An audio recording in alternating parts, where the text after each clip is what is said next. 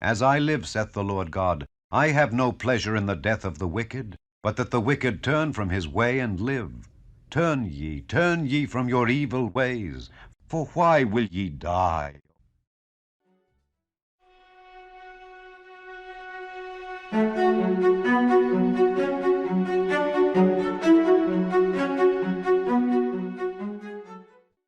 I was raised without religion. One side of the family, long ago, Catholic, I think. The other side, Jewish. I've never been in a synagogue. I don't believe in a higher power. I'm instinctively hostile to any kind of devotion. Certainty is my enemy. You know, I'm all about doubt, questioning oneself and the nature of reality constantly. Tears stream down Rose McGowan's face as she speaks out about the shocking suicide of her friend Anthony Bourdain. The 61-year-old host of CNN's Parts Unknown hanged himself just 3 days after designer Kate Spade took her life in the same manner. The world will not be better off without you. Anthony, why? From an atheist perspective, why not? Why shouldn't people kill themselves? Robin Williams told us in Dead Poets Society that we and all we do are nothing more than food for the worms, so we should seize the day. But what should we do when the day is no longer worth seizing? When instead of light, it only offers darkness? What should we do when friends and lovers disappoint? When career and fame can no longer fill the emptiness within us? What do we do when we can no longer busy ourselves enough to ignore our own overwhelming despair? Atheism can offer drugs and distractions, but no real purpose for going on. The universe we observe has precisely the properties we should expect if there is, at bottom, no design, no purpose, no evil and no good, nothing but blind, pitiless indifference. We are natural organisms in a natural environment, and that's all we are, and that's good enough for me. I don't feel bad knowing that. I don't feel like my life is missing something because there's not some transcendent order to it all. There is no purpose of life. In the cosmic picture, the total cosmic picture, we don't matter any more than broccoli matters. The good news of atheism, the gospel of atheism, is essentially nothing. That nothing happens after death. There's nothing to worry about, there's nothing to fear. When after you die, you are returned to that nothingness that you were before you were born. When logic fails them, atheists often turn to mockery. If God does not exist, what then is the purpose of life? Well, I can only answer for myself. What cheers me up? I suppose mainly gloating over the misfortunes of other people.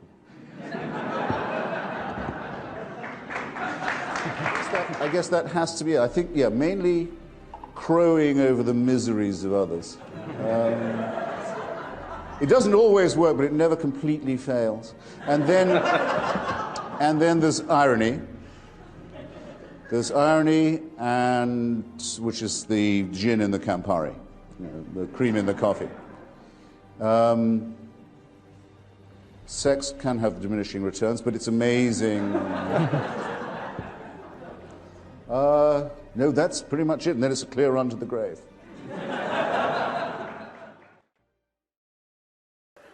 Do you realize that right this second, right now, somewhere around the world, some guy is getting ready to kill himself? Isn't that great? Isn't that great? That's probably the most interesting thing you can do with your life. End it. Carlin could joke about suicide because he said we are nothing more than a collection of atoms, beings with no soul, no past, and no future. Biochemical organisms really only worthy of contempt.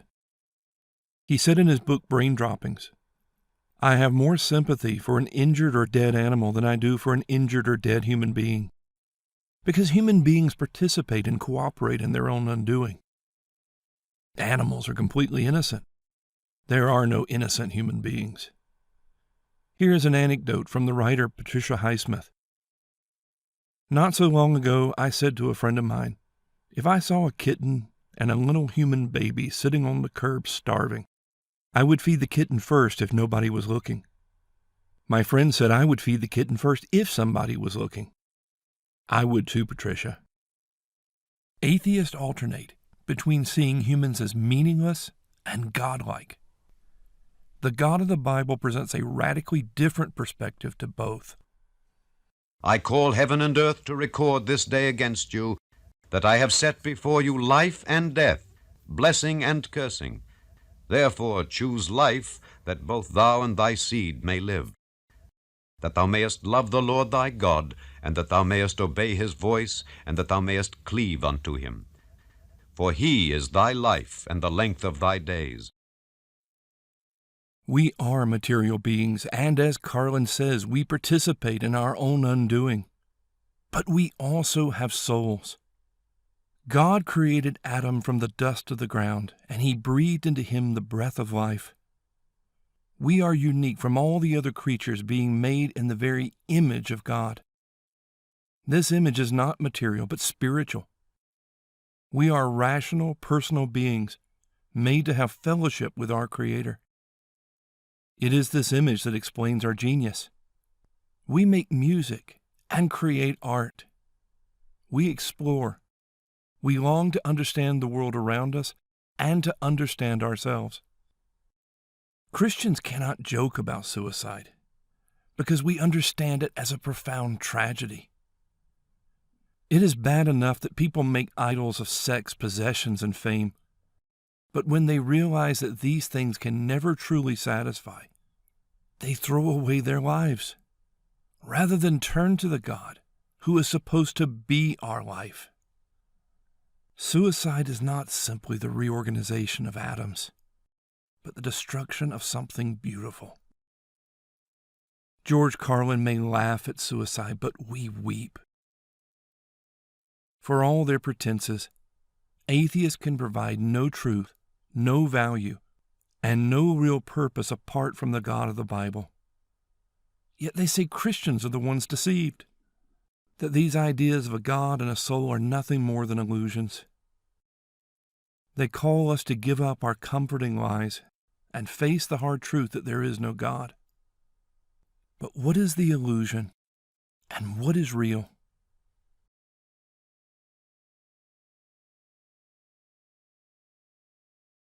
Atheists argue that if a housewife thinks she sees the Virgin Mary in a grilled cheese sandwich, all claims to the supernatural must be the same. People see what they want to see. Few are better at understanding how we can be fooled than the professional illusionist, James Randi. Good evening. My name is the Great Randall. I'm a liar, a cheat, and a charlatan. I will blatantly lie to you, but for purposes of entertainment only, of course. And those lies may not be discernible from the truth. Randi's experience in show business helped him to recognize that some illusionists were fooling people for purposes other than entertainment. This led to him challenging the claims of reputed psychic Uri Geller. He demonstrated that what Geller was doing was simple sleight of hand. To his surprise, many researchers didn't care that he could replicate all that Geller had done. They were professors at Stanford and other leading universities.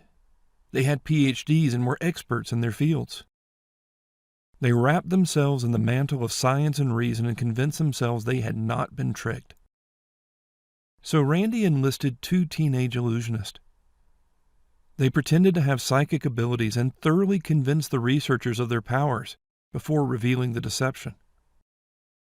For all the experts' claims of rationality, they were actually fooling themselves into believing what they wanted to believe. Having exposed Geller and the gullibility of scientists, Randi then turned his attention to faith healers, particularly Peter Popoff. He revealed that what were supposed to be revelations from God were actually coming from Popoff's wife through a radio earpiece. In the name of Jesus. Jody Dean. Jody Dean. Is it Jody? Jody? Dean? Jody Dean? No, she should be right there on your right side. Here it comes. Okay, she lives at 4267 Masterson. 4267 Masterson. I can see the angels of God all around your house. Rosa? Come here. Is it Camille? You've been taking a lot of medication? She's there with her son, Kipper, and he has a lump in his chest. Wait just a minute. Who's Kipper? He's got a lump in his chest. You want God to melt it right now? Kipper, stand up. God's going to burn that thing out right now. Randy argues that such frauds are representative of all claims of the supernatural, and that because he has revealed others' lies, we should trust him. Along with Richard Dawkins, Sam Harris, and Christopher Hitchens, Randy is one of the champions of the new atheism. He and Dawkins have even started calling themselves brights. A bright is someone who thinks logically and rationally, bases his or her decisions upon rationality, upon logic, and upon evidence. That's the major thing right there. And if we don't have evidence, we can express our belief or lack of belief in it, but it has to be provisional. I believe that this is probably true, though I don't have any evidence for or against it. It's a perfectly safe statement. And so Brights base all of their decisions and their beliefs on logic, rationality, and on evidence. That's the thing in which they differ from the average person who takes anything that comes along that looks attractive. Oh, I like that. I think I'll believe in it. Based on such supposed enlightenment, Randy not only rejects Jesus as the Son of God, but he claims that Jesus never even existed. There are well-accepted accounts from the Bible that Christians and others never question. Events and locations that are part of the story told of Christ and his history. One such is the account in John 1 of the birth of Christ in the lower Galilee town of Nazareth. But Nazareth may be overrated as an historical site that proves the inerrancy of the Bible. Author René Salm has written The Myth of Nazareth, the Invented Town of Jesus, a book that effectively demonstrates the controversial archaeology of the town where the Bible has Jesus Christ being born. The facts are that no demonstrable evidence dating either to the time of Jesus or to earlier Hellenistic times has been found at Nazareth. It is a late Roman Byzantine village, not a mythical settlement at the turn of the era. As author Psalm says, that question has already been answered, and answered convincingly. St. Luke, and thus the inerrant Bible, was plainly, demonstrably dead wrong. Shall we also question the rest of the Holy Bible? Yes, I think so. Atheists praise Randy's conclusions and mock Christians as ignorant rubes. One comment on his video describes the typical Christian. If there are no facts to back up your claims, just make it up. The sheep will believe anything they are told. The funny thing is that it's Randy who's making things up, and it's the atheists who are believing anything they're told. John's Gospel never says that Jesus was born in Nazareth, but simply that he lived there. The Bible is very clear that Jesus was born in Bethlehem, 80 miles away. Besides misrepresenting the Bible, Randy also misrepresents the archaeological evidence, even according to his fellow atheist, Bart Ehrman. The first argument that I find completely unconvincing, that some of you have heard and maybe have found convincing, is the idea that Jesus of Nazareth could not have existed because Nazareth did not exist. There was no Nazareth. I simply have never found this argument to be anywhere close to persuasive for two reasons. One reason is archaeologists have dug where ancient Nazareth was, and they've discovered that it was there. This is not a debated point among Palestinian archaeologists, several of which are good friends of mine. They don't debate whether Nazareth existed because they have dug it and they found it. They've uncovered a house there, they've uncovered a farm there, they've uncovered pottery there, they've uncovered coins there. The pottery and the coins date to the days of Jesus. Certainly, Nazareth did exist. It's been shown to exist. Anyone who thinks otherwise simply doesn't know the archaeological record. I'm afraid it's that simple. Remember, Randy claimed his position had been proven convincingly, but it hadn't. Like the scientists who supported Geller, Randy wraps himself in the mantle of science and reason, but he fools himself into seeing what he wants to see. Such self-delusion is not incidental to atheism. It underlies all of atheism.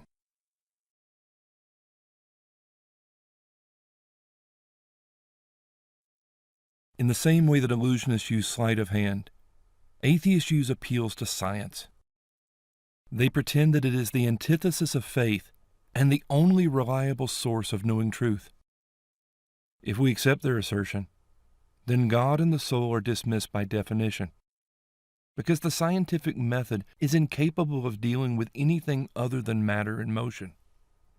But such claims are absurd, because logic, math, and even the scientific method itself are also immaterial. Atheists insist that without scientific proof, it is a delusion to believe that anything could be more than opinion. But by that standard, their confidence in science is also a delusion, because science cannot prove the immaterial principles on which it is based. Pioneers in the scientific revolution were not left to such absurdities. Scientists like Isaac Newton and Johannes Kepler believed that we could have true knowledge because the God who made all things knows all things and has given us truth. He has revealed himself to be a reasonable God who made a reasonable universe. He invites us as his creatures to reason with him. This most beautiful system of the sun, planets, and comets could only proceed from the counsel and dominion of an intelligent being. Atheism is so senseless and odious to mankind that it never had many professors. Those laws of nature are within the grasp of the human mind. God wanted us to recognize them by creating us after his own image so that we could share in his own thoughts. Because of their confidence that a reasonable God controls the universe, these scientists believe the principle of induction allowed them to experiment and to draw accurate conclusions from their observations. Isaac Newton observed that for every action there was an equal and opposite reaction. He concluded this was the way God typically made nature to behave, and since God is reasonable, we should expect the same to apply in the future as a law of motion.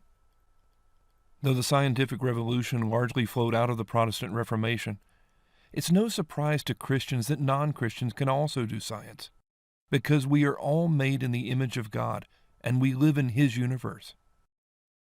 The problem for non-Christians is that when they suppress their knowledge of God, they lose any basis for expecting induction to work. Polytheism sees the universe as under the control of competing, unpredictable gods, while pantheism sees the universe under the control of an impersonal force.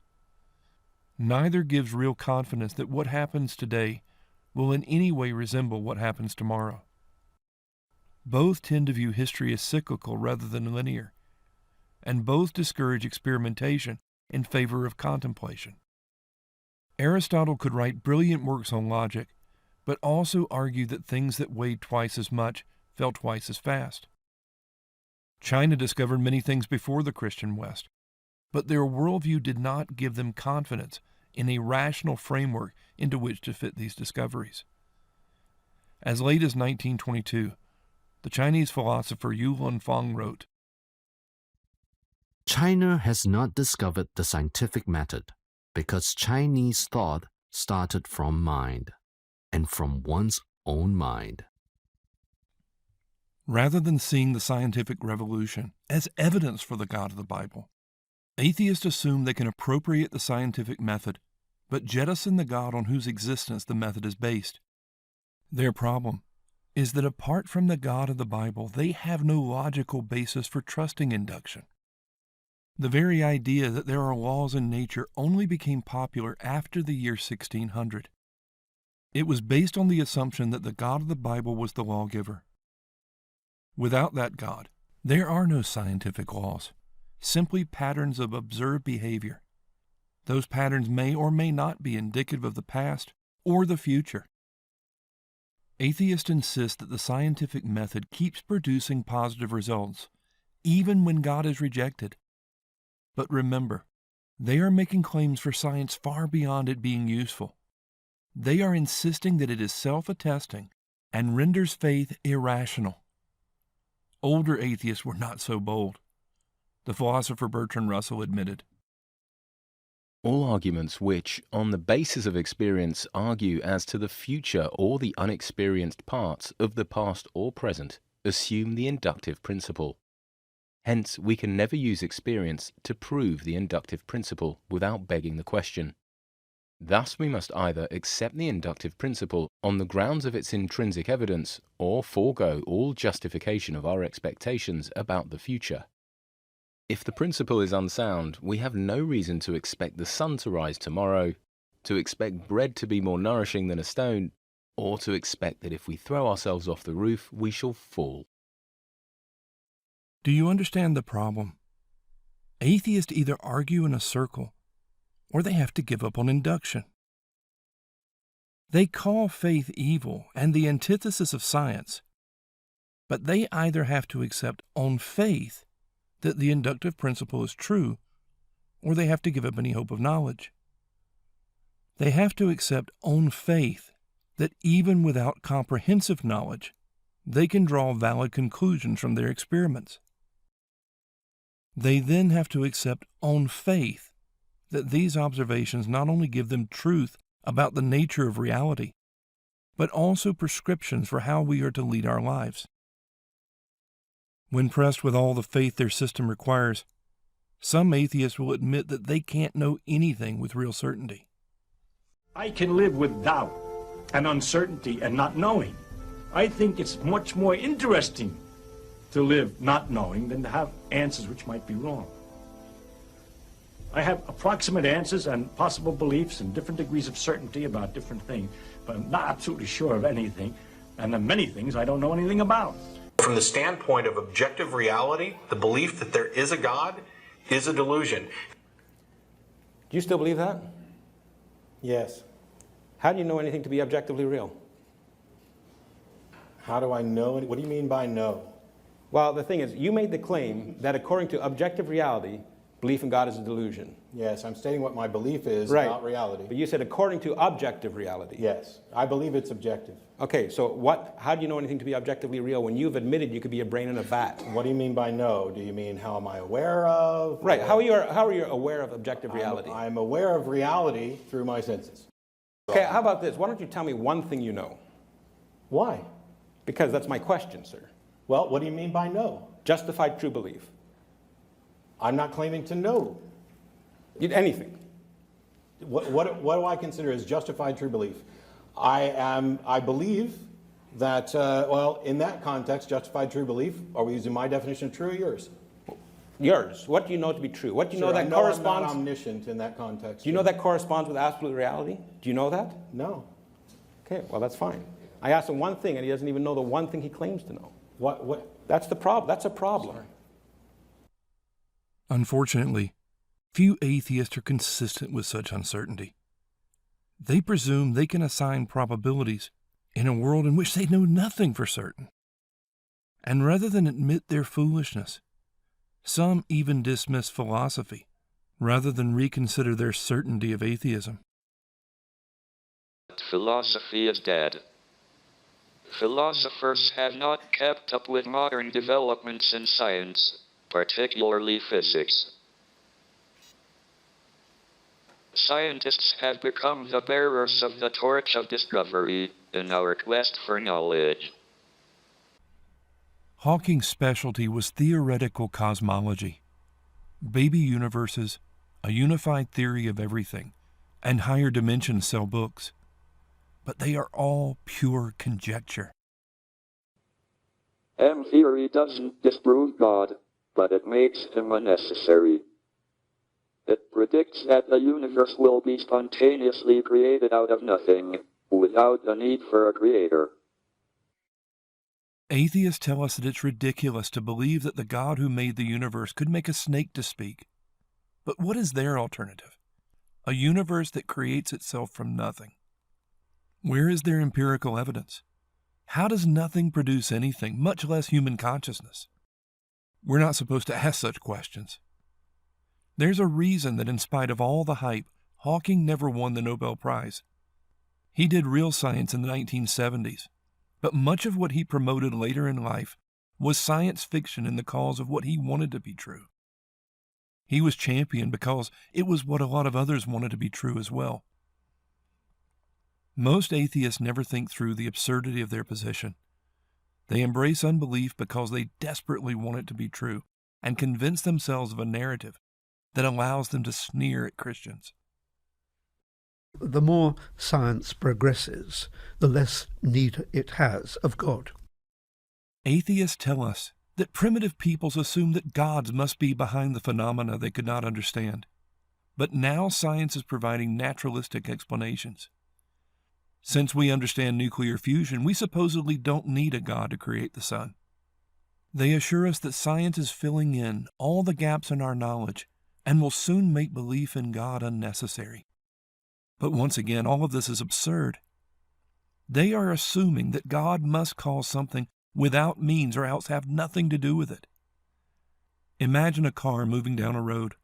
Someone who had never seen a car might assume it was being moved by magic. Science can provide a naturalistic explanation for the car's movement. A transmission that is unseen is moving the wheels. Science can push deeper and show that the transmission is being moved by an engine and even describe the internal workings of that engine.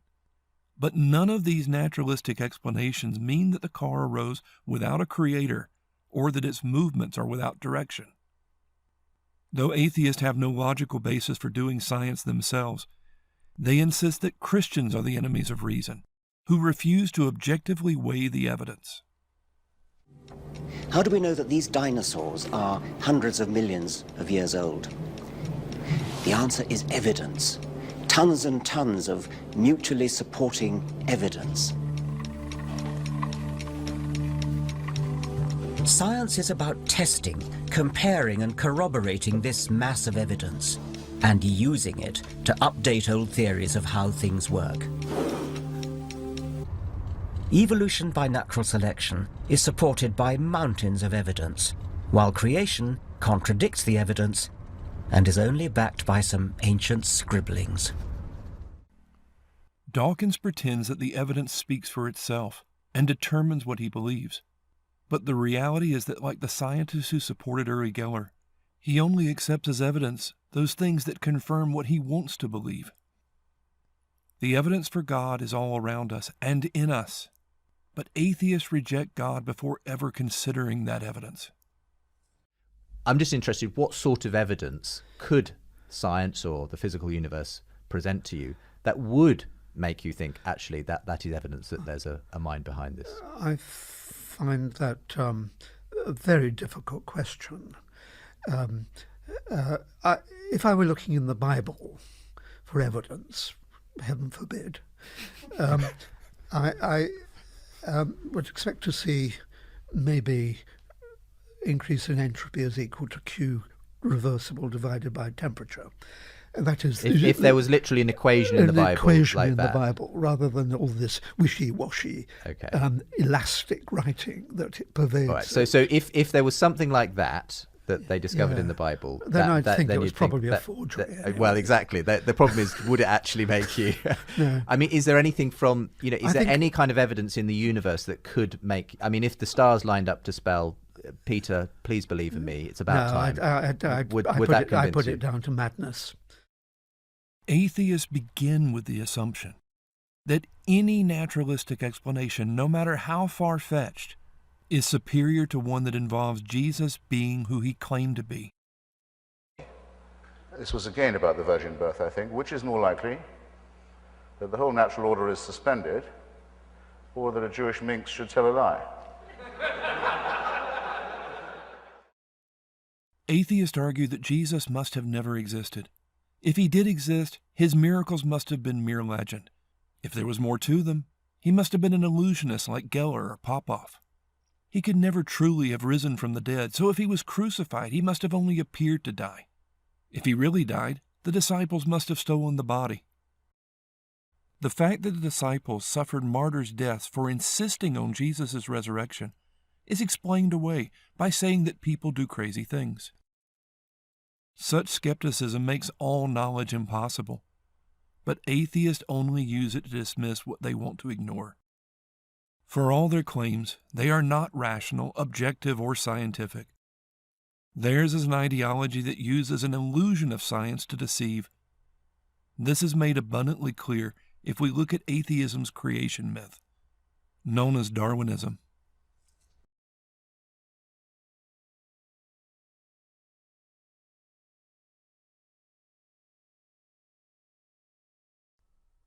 Darwinism is supposed to be real science, but science can be objectively falsified. Like Darwinism, much of what is called science cannot be falsified, because it is simply what people want to be true, masquerading in scientific language. In the 19th century, there was the pseudoscience of phrenology. A Viennese physician by the name of Franz Gall argued that our intellect and personalities are based solely on the material factors of our brains. He claimed that each could be objectively measured by the size and shape of our skulls. Though phrenologists engaged in a great deal of data collection and accurately predicted that different areas of the brain control different functions, they pushed their conclusions far beyond the evidence to prove what they wanted to believe. For example, they claimed this new scientific discipline confirmed the inferiority of non-Europeans. Robert Fitzroy, the captain of the HMS Beagle, was an ardent phrenologist who nearly rejected Darwin from the voyage to the Galapagos because of the shape of his head. Evolutionists like to contrast Fitzroy's pseudoscience with what they believe to be the hard science of Darwin. They ignore that Darwin had also been an advocate of phrenology. Many educated people were. They convinced themselves that if they were capable of doing chemistry and physics, everything they believed must be rational. But unlike real sciences, phrenology did not make predictions that could be objectively falsified. It simply interpreted data in ways that conformed to the prejudices of the phrenologist. In spite of all its claims, phrenology eventually faded into history, but other pseudosciences have arisen in its place, all demanding to be seen as true. Nearly a century after Franz Gall, another Viennese physician, Sigmund Freud, promoted his new science of psychoanalysis. As with Gall, Freud's so-called science was not falsifiable. And as with Gall, Freud developed a cult of personality by helping others justify what they wanted to believe.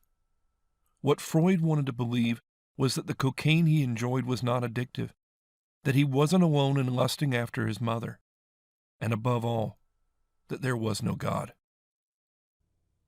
The ordinary man cannot imagine this providence in any other form but that of a greatly exalted Father, for only such a one could understand the needs of the sons of men, or be softened by their prayers and placated by the signs of their remorse. The whole thing is so patently infantile, so incongruous with reality, that to one whose attitude to humanity is friendly, it is painful to think that the great majority of mortals will never be able to rise above this view of life. Despite the aura of science that Freud projected, he confided to a friend, I am actually not at all a man of science, not an observer, not an experimenter, not a thinker. I am by temperament nothing but a conquistador, an adventurer if you want to translate it, with all the curiosity, daring and tenacity characteristic of a man of this sort. The history of psychiatry since Freud has not been much better. It has promoted electroshock therapy and lobotomies. The latter was the basis of Egas Moniz winning the Nobel Prize for Medicine in 1949. In the 80s and 90s, the fad was repressed memories, and it was all supposed to be settled science. Until 1973, the American Psychiatric Association classified homosexuality as a mental disorder. But in the face of loud protest and disruptions at its conventions, it simply redefined its science. It continues to do so. In 2013, the APA ceased to identify transvestism as a mental disorder.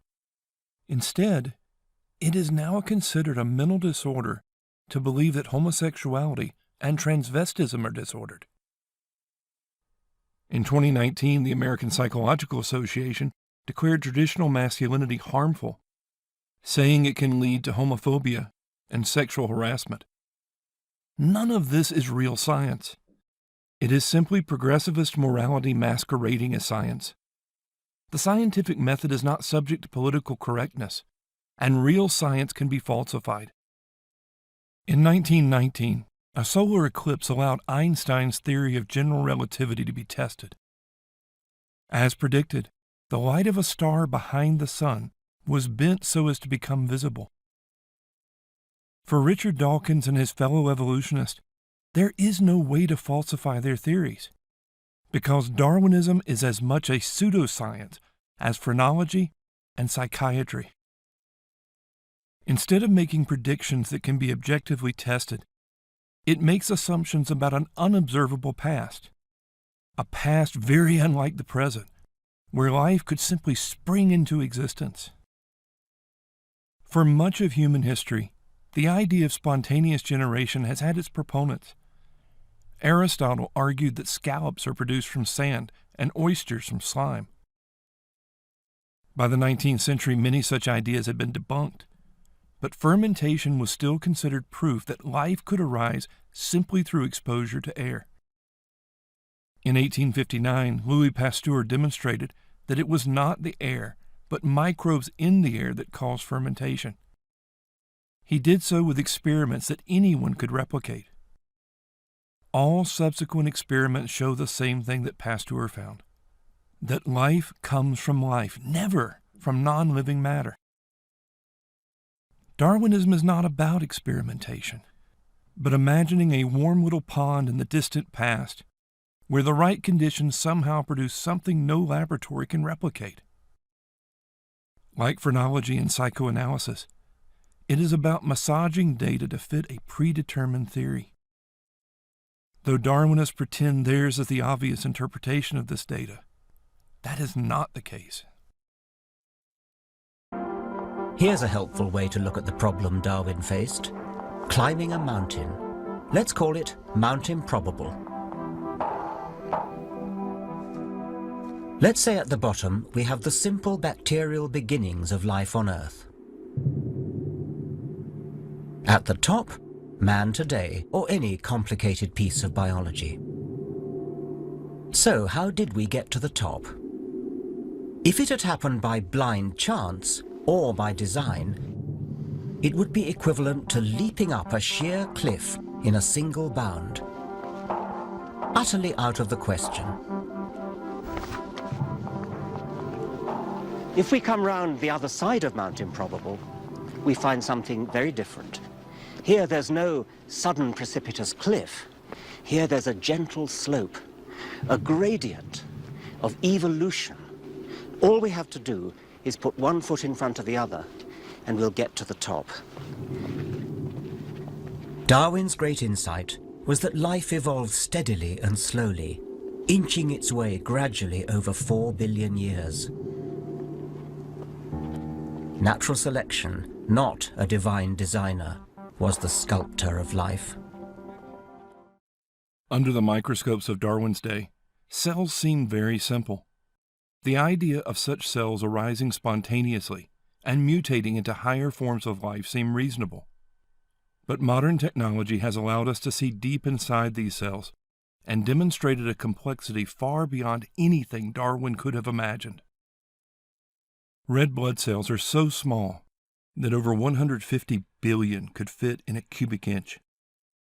Besides highly complex organelles and mechanisms that Darwin never saw, in the nucleus of new blood cells is a coil of DNA that, if unwound, would stretch roughly 6 feet.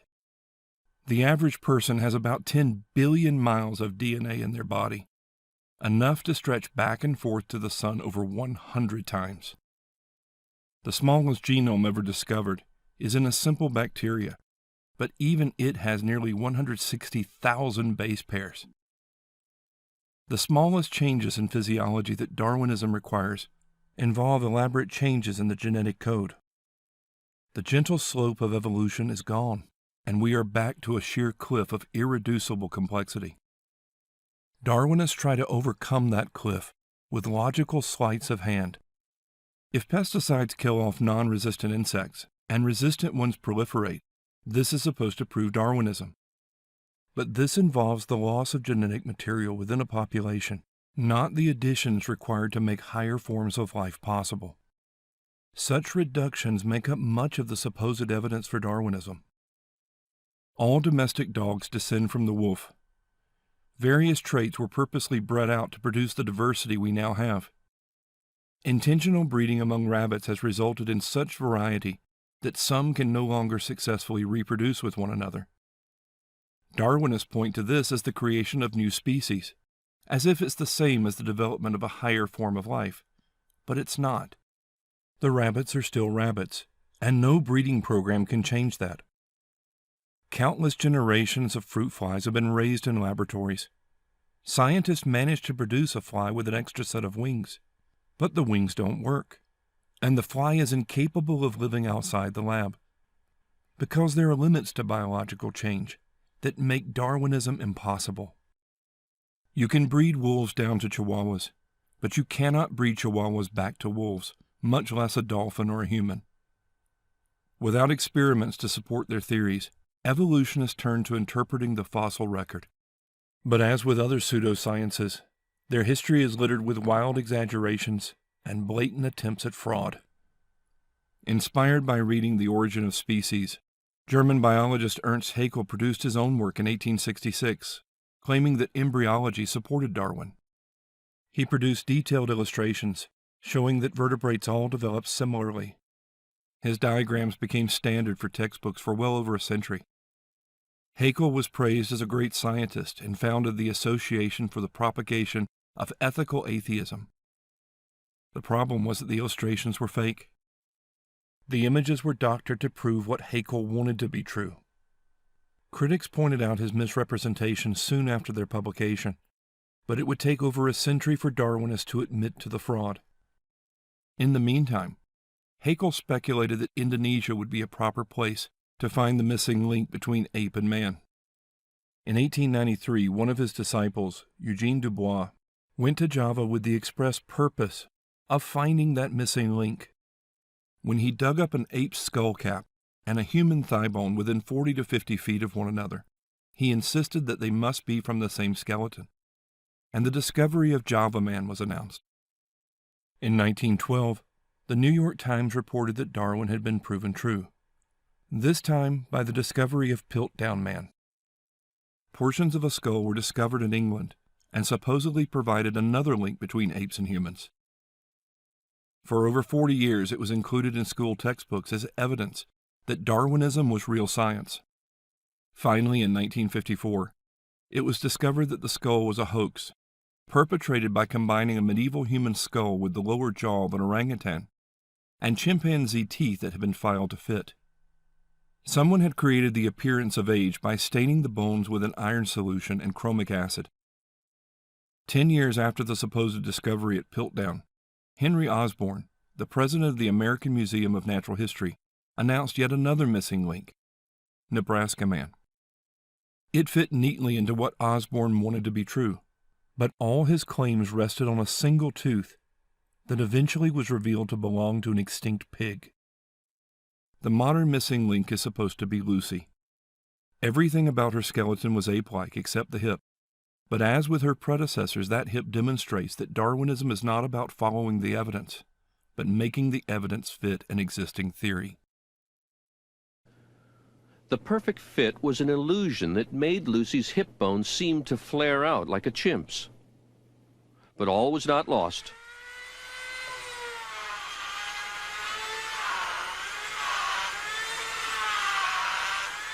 Lovejoy decided he could restore the pelvis to its natural shape. He didn't want to tamper with the original, so he made a copy in plaster. He cut the damaged pieces out and put them back together the way they were before Lucy died. It was a tricky job, but after taking the kink out of the pelvis, it all fit together perfectly, like a three-dimensional jigsaw puzzle. As a result, the angle of the hip looks nothing like a chimp's, but a lot like ours. Einstein's theory made quantifiable predictions. What does Darwin's theory predict? The survival of the fittest. And how do we know which are the fittest? It's those which survive. This is not science, but a tautology.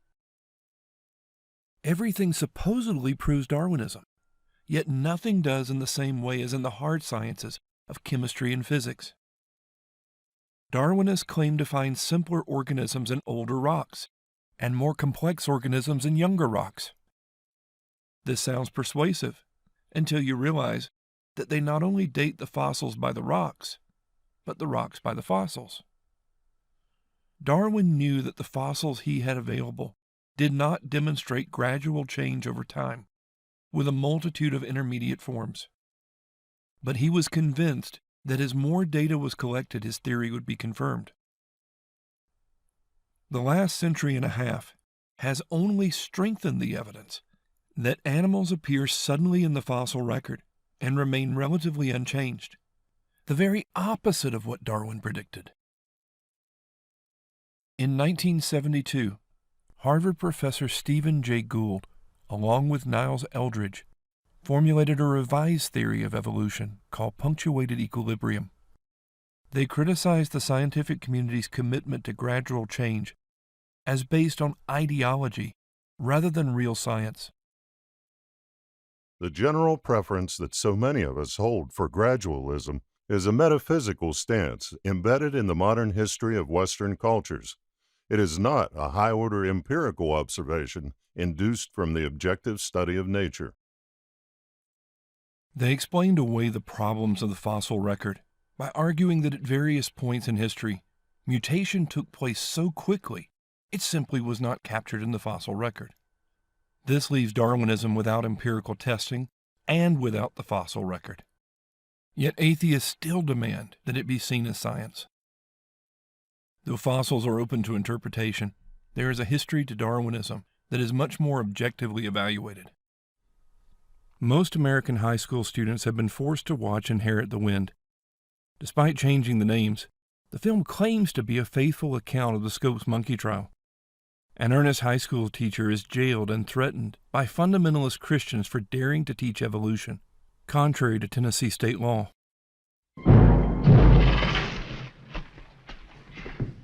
Good morning, young ladies and gentlemen.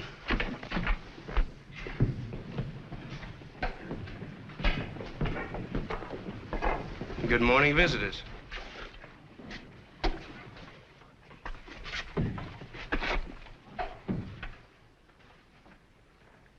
For our science lesson for today, we will continue our discussion of Darwin's theory of the descent of man. Now, as I told you yesterday, Darwin's theory tells us that man evolved from a lower order of animals. From the first wiggly protozoa here in the sea, to the ape, and finally, to man. Now, some of you fellows out there are probably going to say that's why some of us act like monkeys. But what Mr. Charles Darwin was trying to tell us in his own way... Bertram T. Cates. Come off it, Sam. You've known me all my life. Bert, you're charged with violation of Public Act 31428, Volume 37, Statute Number 31428 of the State Code, which makes it unlawful for any teacher of the public schools to teach any theory that denies the creation of man as taught in the Bible, and to teach instead that man has descended from a lower order of animals. Bertram Cates, I hereby place you under arrest.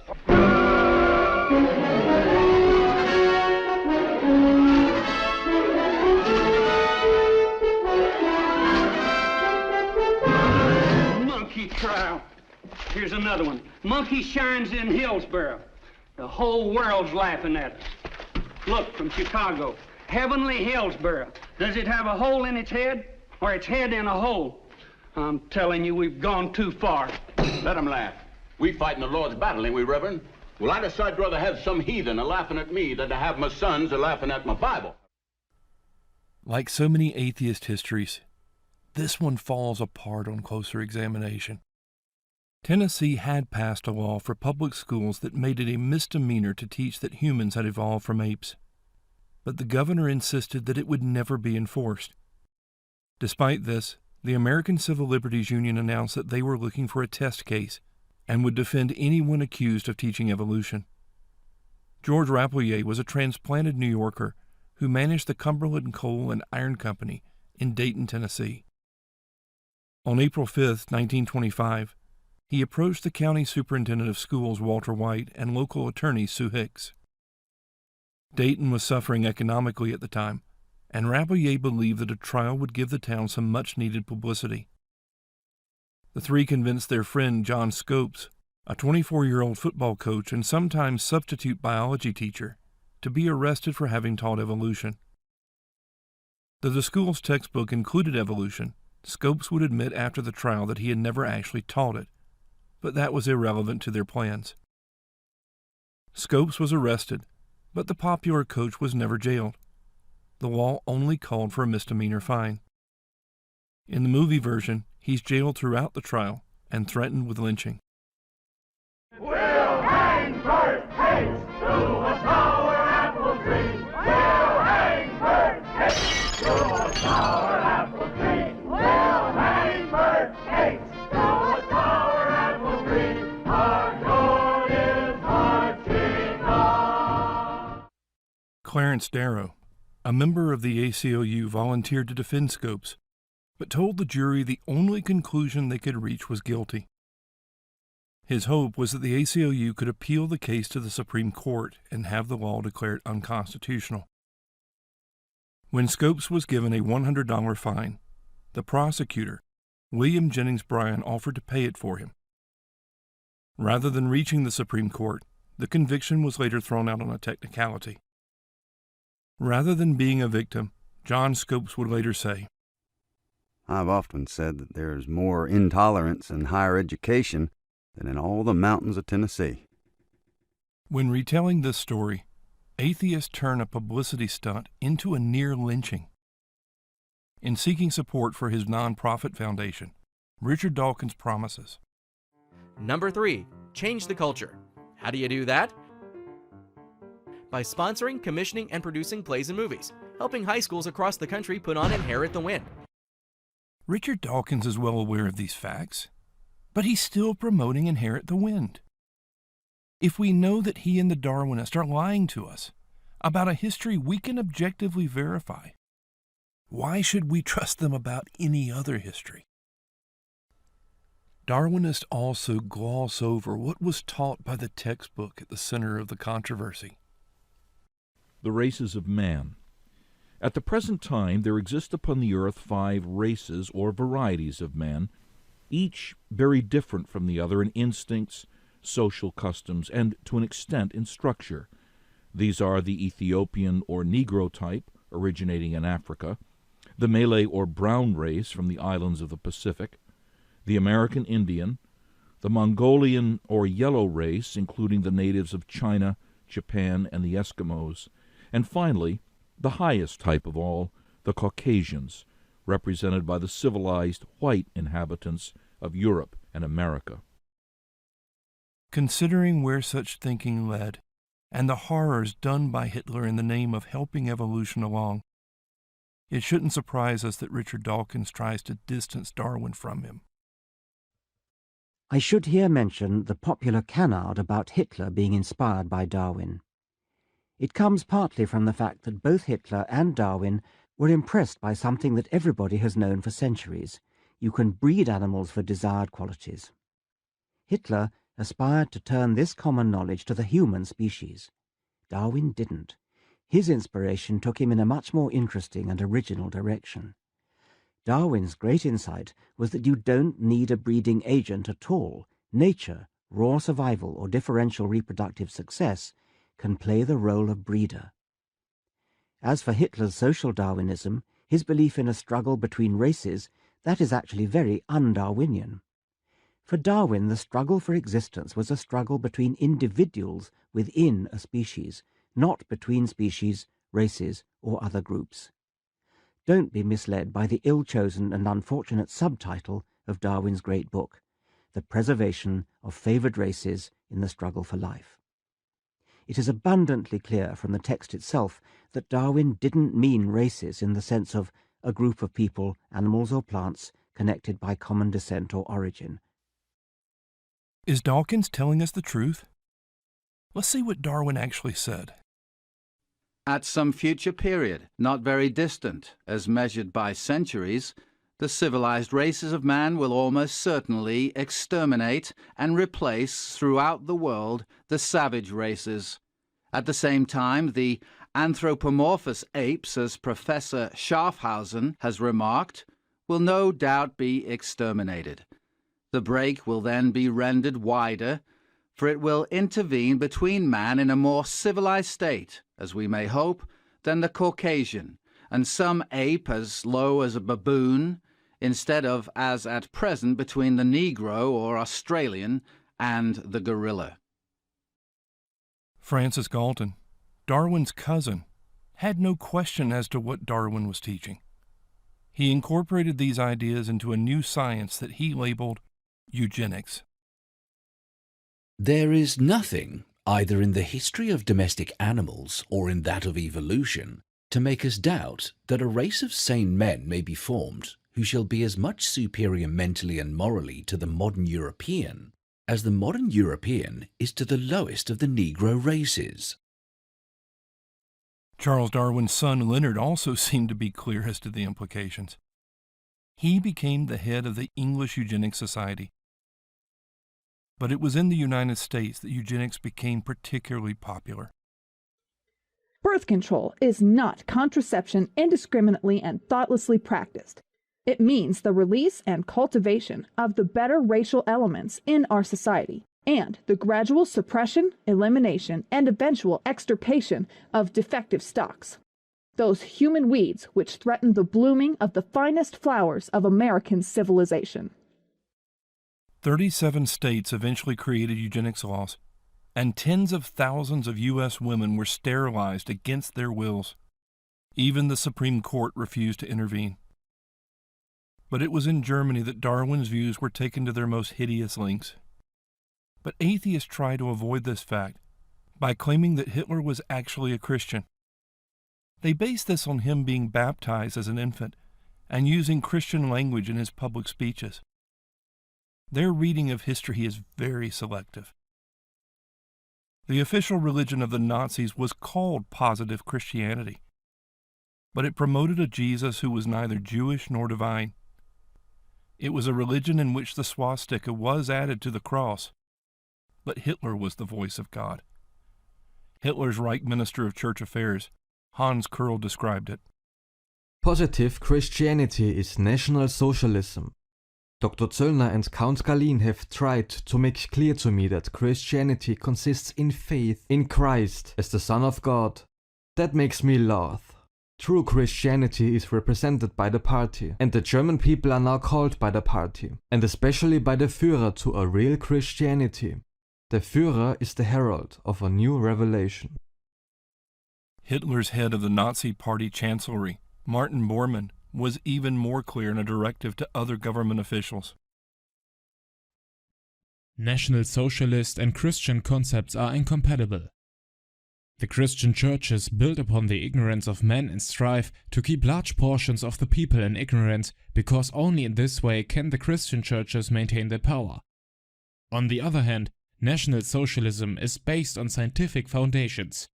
When we National Socialists speak of a belief in God, by God we do not understand, as do naive Christians and their clerical beneficiaries, a man-like being who is sitting around in some corner of the sphere. The force which moves all these bodies in the universe, in accordance with natural law, is what we call the Almighty, or God.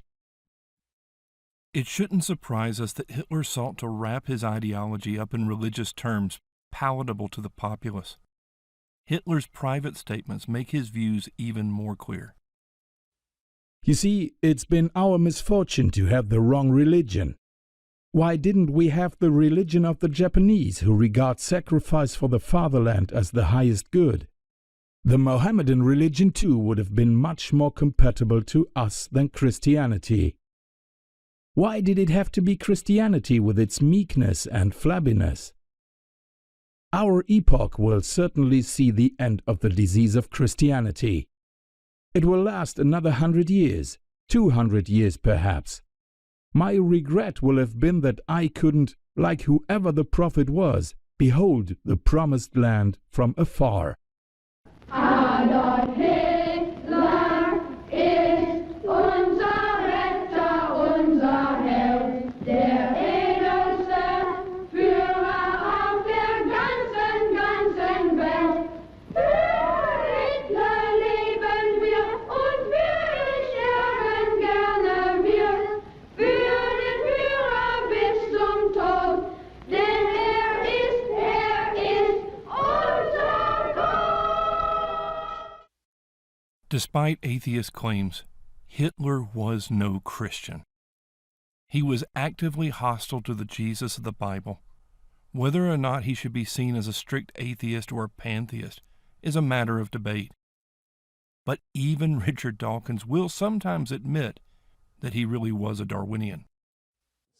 Now, you are right when you say that aspects of what Hitler tried to do could be regarded as arising out of Darwinian natural selection. That's exactly why I said that I despise Darwinian natural selection as a motto for how we should live. I tried to say we should not live by Darwinian principles, but Darwinian principles explain how we got here and why we exist in the scientific sense.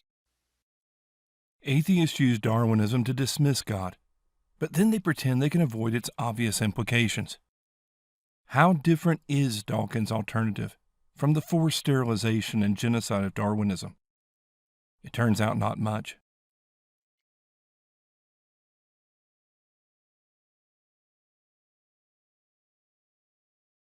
The God of the Old Testament is arguably the most unpleasant character in all fiction. Jealous and proud of it, a petty, unjust, unforgiving control freak, a vindictive, bloodthirsty ethnic cleanser, a misogynistic, homophobic, racist, infanticidal, genocidal, filicidal, pestilential, megalomaniacal, sadomasochistic, capriciously malevolent bully.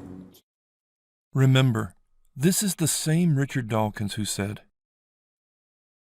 "The universe we observe has precisely the properties we should expect if there is, at bottom, no design, no purpose, no evil and no good, nothing but blind, pitiless indifference." So how does Dawkins' rage against God make sense in a universe where there is no evil and no good? It doesn't. Dawkins only argues for a materialistic universe when it suits him. Then he simply makes it disappear.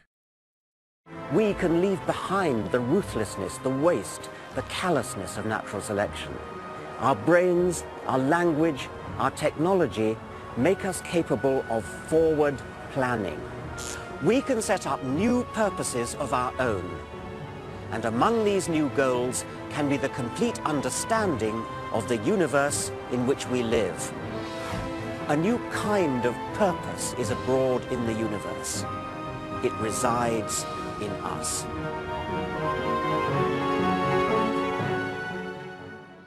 Did you ever wonder, why did the professors from Stanford want so desperately to believe in Uri Geller?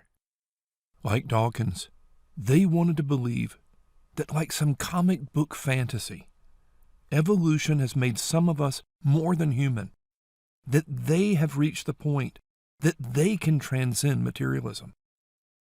The real goal of atheists has never been a universe without meaning or value. Behind all the games, they want to define good and evil, not only for themselves, but for everyone else as well. They never wanted to get rid of God, so much as they wanted to put themselves in his place. The Bible and belief in God turns out to be irrelevant. The Bible is an ancient book. It is not a book to base any truth on or any morality on. We've risen above those primitive days. We are kinder than Jesus. We are smarter than the God of the Bible. We are smarter than those people who wrote that book, and we don't need it. And millions of us know that. Although we are puny and insignificant on the scale of the cosmos, this makes us, in a sense, the lords of creation. Do you understand the foolishness of what Hawking was saying?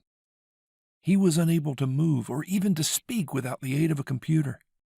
He was dying, and yet he called himself a lord of creation.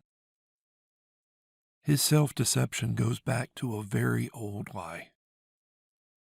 Satan told Adam and Eve they could be more than king and queen in paradise. They could be as gods.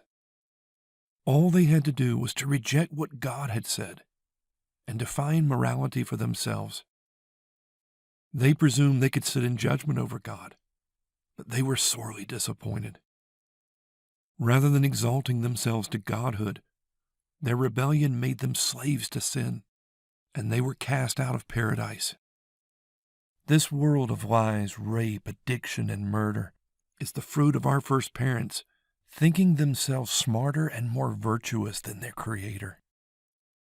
Despite all the evidence to the contrary, men have never stopped believing that they could take the place of God and regain paradise without Him. There were many gods in ancient Egypt, but the central deity was Pharaoh, a man who called himself King of Kings and Lord of Lords. He considered himself truly enlightened and claimed he was leading people to paradise through a state that promoted incest, bestiality, and homosexuality.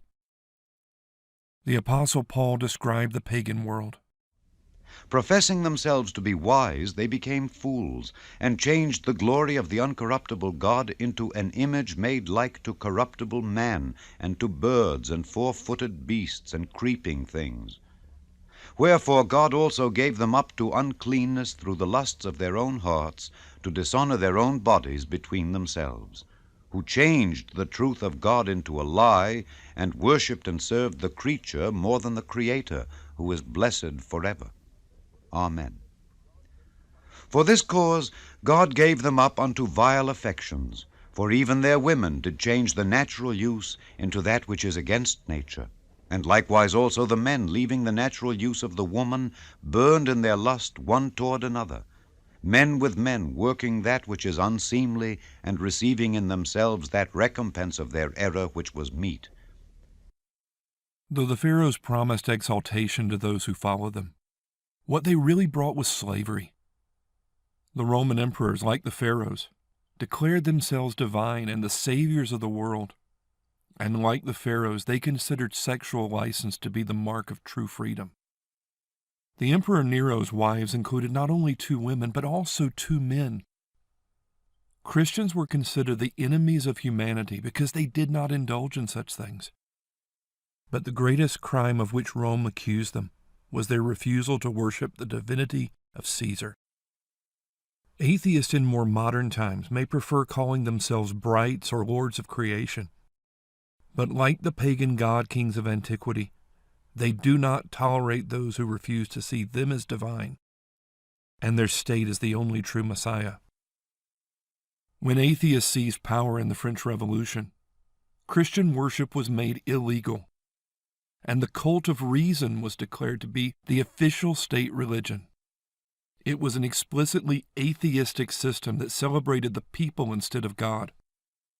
Church buildings across France were rededicated as its temples, and the Marquis de Sade rejoiced. The reign of philosophy has finally annihilated that of imposture. Man is finally becoming enlightened, and destroying with one hand the frivolous playthings of a divine religion, it raises with the other an altar to the divinity dearest to its heart. May filial piety, grandeur of soul, courage, equality, good faith, love of the fatherland, beneficence, may all these virtues, I say, each erected in one of our former temples, become the only objects of our homage. Desaad had spent years in prison as a rapist and pedophile. The revolutionary government not only released him, but soon elected him a delegate to its national convention. His acceptance was symbolic of the new revolutionary morality. Sodomy was legalized in 1791 along with incest. As a celebration of atheism, a prostitute was paraded through the streets of Paris before being placed on the altar of Notre Dame Cathedral as a symbol of reason and liberty. The government no longer wanted time to be connected to the birth of Jesus, so they declared a new calendar with 1789 as year one.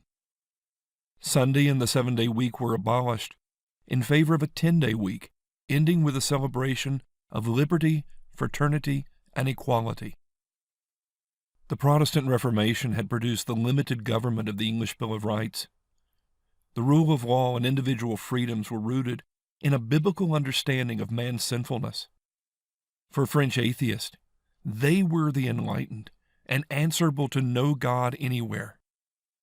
Rape, theft, and murder could all be justified by what they considered the greater good.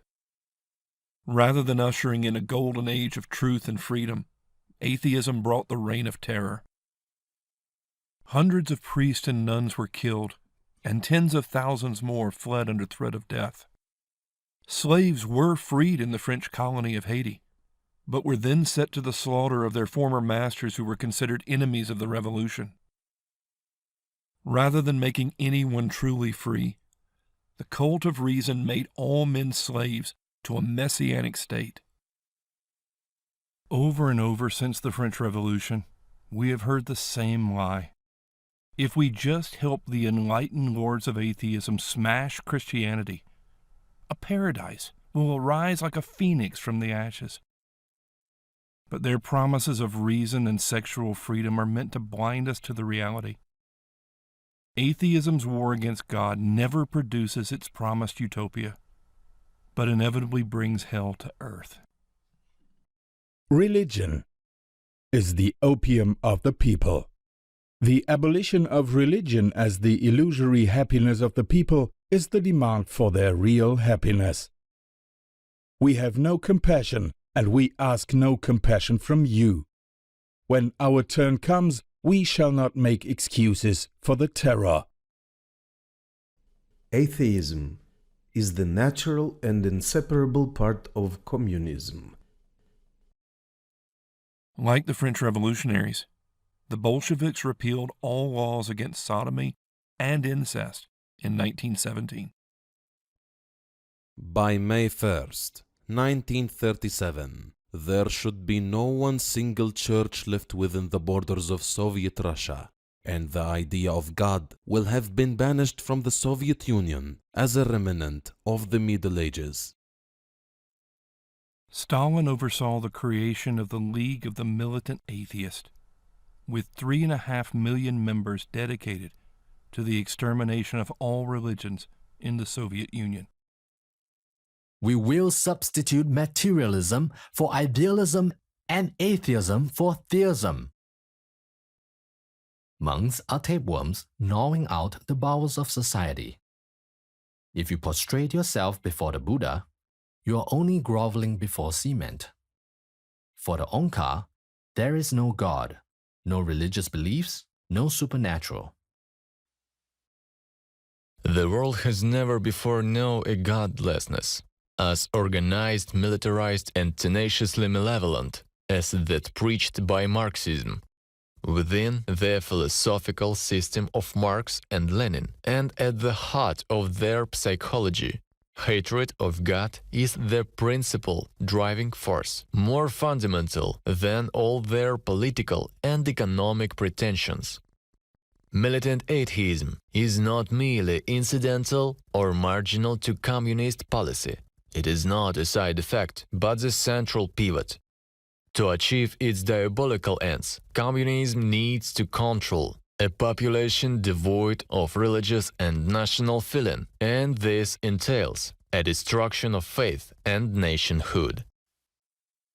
Christopher Hitchens compared Christianity to a spiritual North Korea, while ignoring that the real North Korea is a product of atheism. it and China are officially atheistic states. Both are imprisoning Christians today. The BBC reports that as many as 2 million Chinese Muslims are currently in concentration camps, receiving forced re-education. Atheists rail against theocracies, but their alternative is always a theocracy by another name, with themselves in the place of God. Even in countries where they cannot yet declare Christianity treason, they still insist it is the root of all evil. One of the reasons why I have the lurid subtitle I do, my book, Religion is a Poison, is that it makes ordinary moral people, compels them, forces them, in some cases orders them, to do disgusting, wicked, unforgivable things. There's no expiation for the generations of misery and suffering that religion has inflicted in this way and continues to inflict, and I still haven't heard enough apology for it. There is a logical progression that goes from believing in faith, having faith that your God tells you to do something, and doing terrible deeds, like suicide bombing, like flying planes into skyscrapers. The vast majority of people of faith don't do such terrible things. But those people who do terrible things do it believing that they are righteous and good, and they think that they're doing the will of their God. So they're not evil people, they're actually good people by their own lights. They believe they're doing good things, and that's why religion is evil, because it can make you do evil things believing that they are good. Dawkins ignores what happens when men define good for themselves. He ignores the 100 million people killed in the name of atheism in just the last 100 years. He dismisses the pedophilia he experienced as a child. Instead, he insists the real immorality is raising children as Christians. Don't ever tell a child you belong to this religion. That is child abuse. Have you ever thought through what Dawkins is saying? If parents teaching their children religion is child abuse, then shouldn't the state stop it? But what happens when parents refuse to turn their children over to the state? What should the state do then? Every atheistic despot has argued that imprisoning and killing people was for the public good. They've argued that religion is the enemy of a rational and good society. They insist it is religion that keeps society from evolving into something better. Stalin had the power to impose his morality. What would the world look like if Dawkins had the power to impose his? We're told that such questions are unfair, because atheism is not a system, but only a negation of belief. Despite such pretenses, modern atheists not only sound a lot like one another in their positive prescriptions, but they also sound a lot like the old pagans. They've updated the packaging, but they've revived the pagan idea of spontaneous generation. They brought back the messianic states of Pharaoh and Caesar, and they continue to push the pagan view that true freedom is only found in sexual license. So, you guys, seriously, this next thing I feel is very special. This is a cool little segment. You know this woman from Crazy Ex-Girlfriend. Please give it up for Rachel Bloom. This one goes out to all my bipeds who identify as ladies. This world of ours is full of choice, but must I choose between only John or Joyce? It's evolution, ain't nothing new. There's nothing taboo about a sex stew. Drag queen, drag king, just do what feels right. You're tall, pansexual, flirty with right. It's exactly the right message, Rachel. Nice job. Dawkins recognizes that moral relativism is absurd, so he insists that a moral zeitgeist has developed, where reasonable people like himself agree on what is good and evil. Besides what we've just seen, what else does such a morality entail? Peter, I think you must be one of the most moral people in the world. You've certainly got one of the most logically thought-out ethical positions in the world.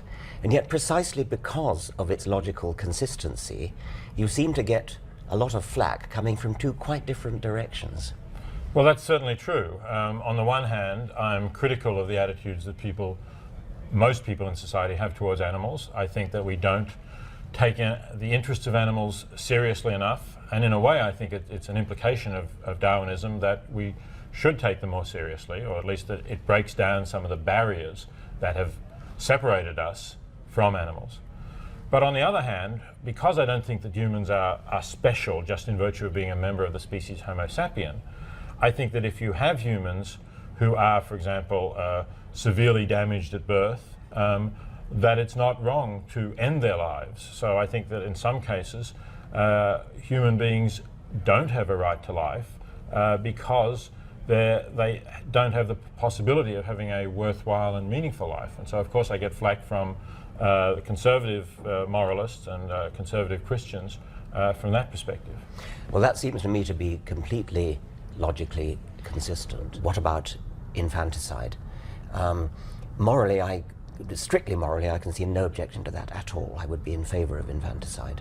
But I think I would worry about, I think I would wish at least to give consideration to the person who says, well, where does it end? And I know that Ingrid Newkirk, who's the head of People for the Ethical Treatment of Animals, has actually said that she would like her body to be eaten. She's making a statement by that, when she dies, that she would like her friends to barbecue her, because she's trying to make the point, I guess, that this is not so different from what people do. In fact, it's morally better. Steve Gould once speculated about the possibility of a hybrid between humans and chimps, and he added that he could think of no experiment that would be more immoral to do. I couldn't get that. I mean, it seemed to me that it might be a very moral thing to do, precisely because it would have the effect of breaking the barrier of the wall around Homo sapiens. Atheists rail against the judgments of God in the Bible, but here is Dawkins, the hero of modern atheists, arguing for cannibalism, infanticide, and the creation of human-ape hybrids. Things that sound eerily like the positions of those with whom he doesn't want to be associated. Their thinking is similar because they believe the rest of us are just animals, but they've evolved into something divine. Richard Dawkins' rage against God makes perfect sense when you realize that Dawkins is a jealous God and proud of it. When you realize that the God of the Bible judges him to be no God at all, but a pitifully small and evil creature.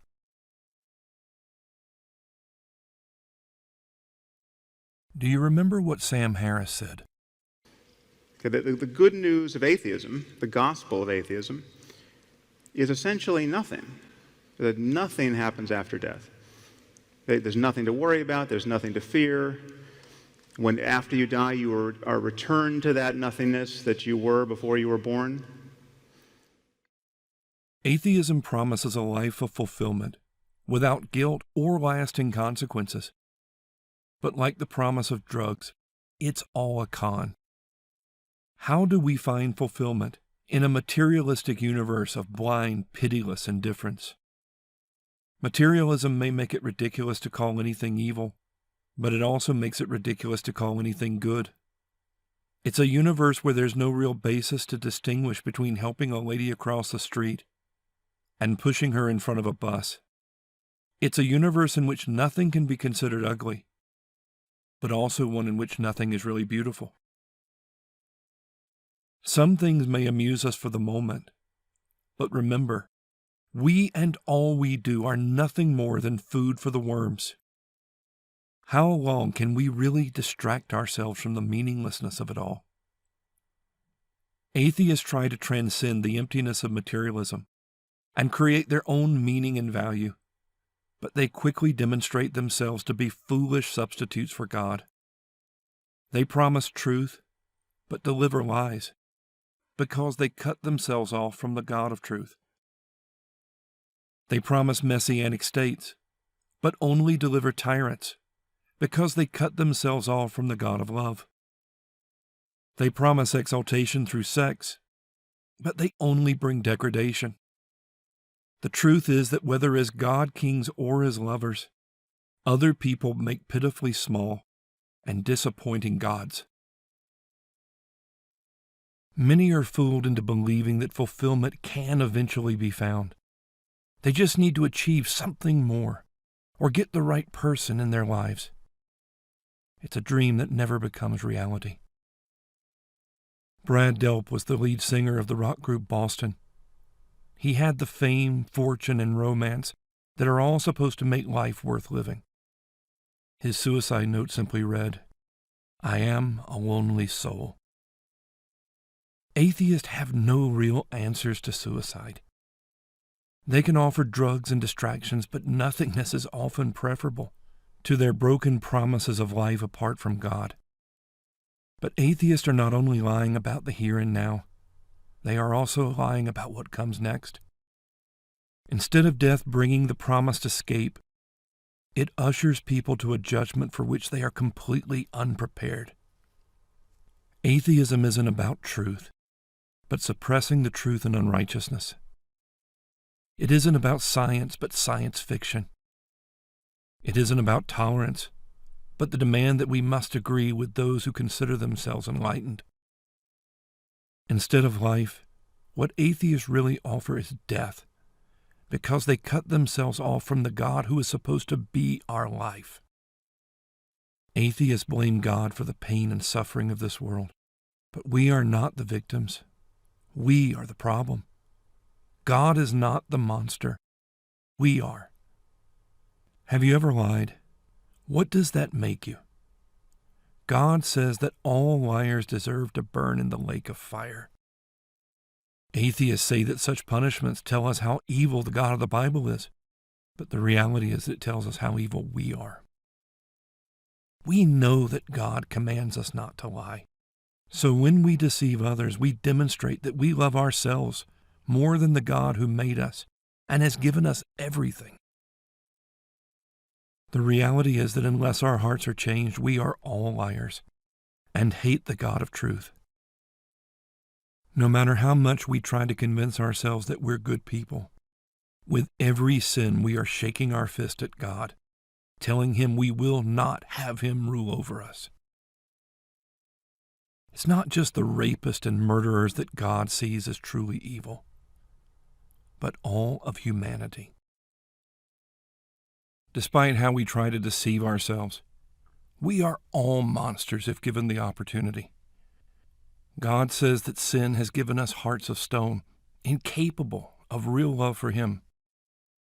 We have filthy past with sins that demand judgment, and we are all spiritual lepers, unclean and making everything we touch unclean. The one time we had God within our grasp, we nailed him to a cross. But on that cross, Jesus died for our sins. The biblical gospel is not about men exalting themselves to become gods, but God humbling himself to become a man. Atheists feel virtuous for what they hate, but the real gospel is about Jesus, the incarnation of love, dying for those who hated him. Jesus nails our stony hearts to the cross and gives us a new heart that loves him. He bears our sins to the cross and pays their penalty so that we might receive his perfect life counted to us. He nails our poisonous life to the cross and puts his Holy Spirit in us. He offers all of this freely if we will simply repent of our rebellion and turn to him in faith. The biblical gospel is so much more than the nothingness of atheism. It is reconciliation with the God who gives light and truth in this life and for all eternity. Jesus calls us to come to him and find the rest for our souls for which we so much long. But atheists reject this reality in favor of fantasy. They seek out so-called scholars to confirm them in what they want to believe, even if what those so-called scholars say is no more honest than inherit the wind. They imagine that they are good and God is evil. They imagine that they can yet bring about paradise and make nothingness into good news. And they imagine that lies are better than the truth they don't want to face. I'm a liar, a cheat, and a charlatan. I will blatantly lie to you but for purposes of entertainment only, of course. The lies of atheists are meant to do more than entertain. All the deceptions, the games, and the evasions are meant to convince themselves and others of what they want to believe. The fundamental illusion of atheism, that they get to judge God, and they will never be judged by Him.